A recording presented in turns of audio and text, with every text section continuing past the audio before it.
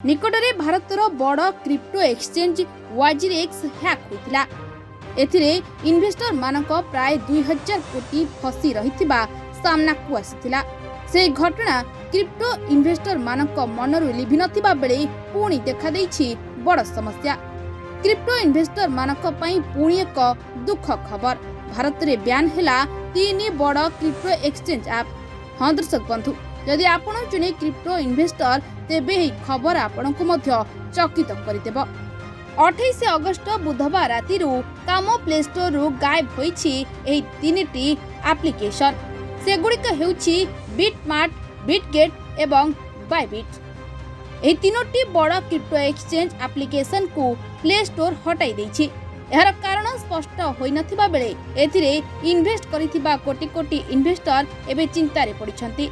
युवपीढ़ी माने एबे share market एवं क्रिप्टो करेन्सी ट्रेडिंग प्रति आकृष्ट हेउथिबा बेले exchange application collapse, market crash भली समस्या इन्वेस्टर मानक मुंड व्यथार कारण पलटिछि। सेपटे ही 3टी एप्लिकेशन को काहीकि प्ले स्टोर हटाइछि ना भारत सरकार एहाकु रद्द करिछंती से नै एप्लिकेशन फाउंडर का पक्षरु कोनोसी स्पष्टीकरण मिली नाही। Bureau report, Republic Odisha.